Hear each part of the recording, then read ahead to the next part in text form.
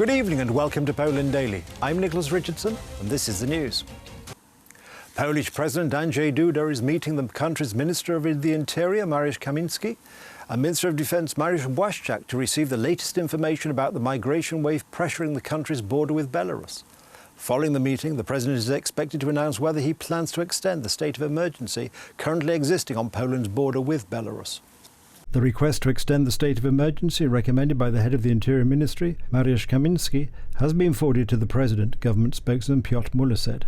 Earlier, Prime Minister Mateusz Morawiecki held a meeting with President Andrzej Duda on the issue. As you know, the situation on the Polish-Belarusian border is still very difficult. Since the beginning of this hybrid war, as it should be called, about 10,000 people have tried to cross the border. Every day, hundreds of migrants try to cross the Polish border illegally. Yesterday, the border guard recorded almost 350 attempts to cross the Polish border illegally. 15 migrants, citizens of Iraq, were detained. Officers also detained 4 foreigners involved in smuggling people. They are citizens of Tajikistan, Georgia, Syria and Belarus. We are dealing with aggressive actions on the Polish border, on the eastern border of the European Union. Migrants from other parts of the world are brought here on purpose in order to provoke a migration crisis. The situation on the border is becoming more and more tense every day. Members of the Belarusian security services provoke Polish soldiers by firing shots in the air, pointing guns at soldiers, and throwing firecrackers or reloading their weapons. In addition, the actions of various pro-migration activists and liberal politicians on the Polish side of the border are aiding the Belarusian propaganda operation. All this causes an unnecessary escalation of emotions, especially since the situation is tense, and we are acting here in an exceptional situation. Every day the border guards are supported by about 2,500 soldiers from the Polish army. The police are also involved. The barbed wire fence, which is constantly being expanded, is already almost 100 kilometres long.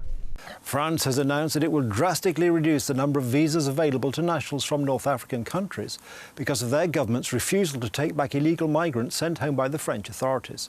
The decision was announced by the government spokesman Gabriel Attal in an attempt by President Macron to give the impression of taking a hardline stance ahead of the presidential election next year. Immigration is becoming a key campaign issue for the French presidential election set for April next year, with right-wing and far-right parties challenging centrist President Emmanuel Macron's policies. Macron has not yet said whether he will stand for re-election. Attal told French radio Europe 1 that the French government would halve the number of visas available to nationals from Algeria and Morocco and reduce those for Tunisians by almost a third. It is a drastic decision, it is an unprecedented decision, but it is a decision that is made necessary as these countries do not accept back nationals whom we do not want and cannot keep in France. Morocco's Foreign Minister, Nassar Bourita, told reporters in Rabat the decision was unjustified and does not reflect the reality of consular cooperation in the fight against irregular migration.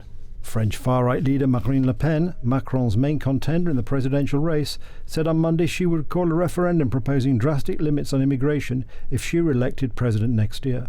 In 2017, Le Pen made it to the second round of the presidential election, but was defeated by Macron, who won with more than 66% of the vote.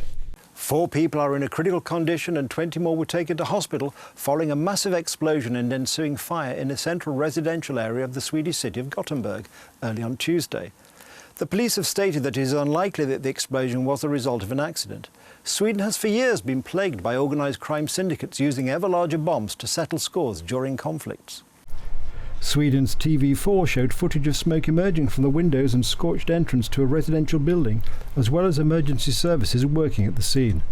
More than 24 people were taken to hospital after the firefighters pulled people out of a residential block from which smoke was billowing. Several hundred local residents had to be evacuated following the explosion. 3 women and 1 man were treated for very serious injuries, a Sahlgrenska University Hospital spokesman said. Currently, the fire isn't under control. It's still burning in 1 or possibly 2 places in this building, and the emergency services are working to try to limit the fire and get it under control.